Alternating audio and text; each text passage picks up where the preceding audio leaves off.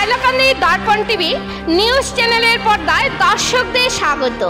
দর্শকদের জন্য এই মুহূর্তে একটি বিগ ব্রেকিং নিউজ খবর পড়ছি আমি মাহিপাল। শ্রীভূমি জেলার চলন্ত বাসে যুবতীকে শ্লীলতাহানির অপচেষ্টার ঘটনার পর পুনরায় সংঘটিত হলো জেলার নিলামবাজার এলাকায় জঘন্য ঘটনা।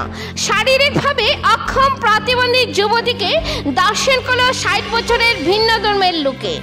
এই ঘটনাটি সংঘটিত হলো নিলামবাজার আরক্ষী থানার অন্তর্গত একটি গ্রামে। ইতিমধ্যে দর্শনের অভিযুক্ত হারিজ উদ্দিনকে পুলিশ আটক করে আজ সকালবেলাতে ঘরে কোনো লোক না থাকার সুযোগে যুবতীকে দর্শন করে শৌচালয়তে আবদ্ধ করে পালিয়ে যায় হারিজ উদ্দিন নামে প্রৌঢ় অভিযুক্ত। যুবতীর পরিবারের অন্য সদস্য সকল উপস্থিত হয়ে যুবতীকে শৌচালয় থেকে উদ্ধার করে সমগ্র ঘটনা অবগত হন। পরবর্তীতে খবরটি ছড়িয়ে পড়ে চতুর্দিকে এবং হিন্দু সংগঠনের সদস্যরা সঙ্গে সঙ্গে উপস্থিত হন। সৃষ্টি হয় উত্তপ্ত পরিস্থিতি। শেষ পর্যন্ত শ্রীভূমি জেলার সদর থেকে পুলিশের শীর্ষ আধিকারিক সরজমিনে এসে অভিযুক্ত হারিজ উদ্দিনকে আটক করা হয়। হাইলাকান্দি থেকে সিপ্রিয়ান দাসের রিপোর্ট। পরবর্তী খবর পেতে হাইলাকান্দি দর্পণ টিভি নিউজ চ্যানেলটিকে একটি লাইক ও ফলো করে পাশে থাকুন। ধন্যবাদ।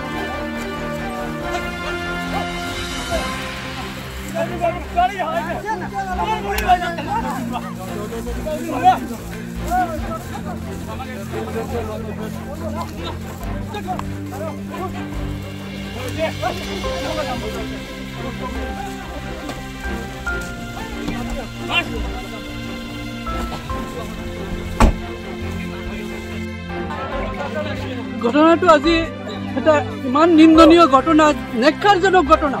এনেকুৱা ঘটনা কেতিয়াও মানি লোৱা নাযায়। এজনী হেণ্ডিকেপ ছোৱালী ঘৰতে মাৰ লগতে আছে, মা ওচৰৰ ঘৰতে গৈছিলে। তাৰপিছত তাই ঘৰত কাম কৰি আছিল। মানুহজন একদম কিমান বুঢ়া মানুহ এটা আহি ঘৰত সোমাই ছোৱালীজনীৰ লগত বেয়া কাম কৰি তাইক বাথৰুমৰ ভিতৰত সোমাই থৈ দিছে, বন্ধ কৰি থৈ দিছে। বেয়া কাম কৰাৰ পিছত তাই যেতিয়া ওলাই আহি যদি মানুহক কৈ দিয়ে সেইকাৰণে। তাৰপিছত তাই মা ঘৰতে আহি যেতিয়া তাই হাল্লা কৰিছে তেতিয়া খোলাৰ পিছত তাই ক'লে এইবিলাক ঘটনা। কেনেকুৱা ঘটনা আমি মানি ল'ব নোৱাৰি। এনেকুৱা ঘটনা যে এই এলেকা এটা SC অঞ্চল, এইটো SC অঞ্চলত ঘৰতে পুৰা মানুহ আছে, ইয়াতে হিন্দু মানুহ, গোটেই ঘৰ হিন্দু ঘৰ। তাৰপিছত ইমান সাহস কৰিলে কেনেকুৱা সাহস কৰিছে। তেওঁ আমি তাৰ ছোৱালী তাতকে তাৰ ছোৱালী ডাঙৰ হ'ব এনেকুৱা এজন মানুহে আহি এটা কাম কৰিছে। তাক কি ঘটনা কৰিলে যে শান্তি পাম? ল'ৰাবিলাকে মাৰি আছে, তাক মাৰিলে শান্তি নহ'ব, তাক যদি মাৰি পেলাই দিয়ে তাৰপিছতে শান্তি নহ'ব।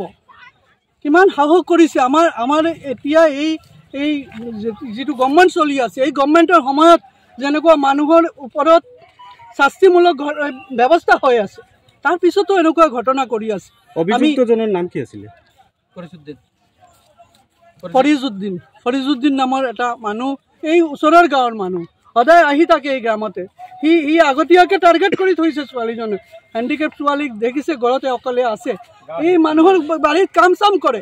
এই মানুহটি এনেকৈ কৰিছে।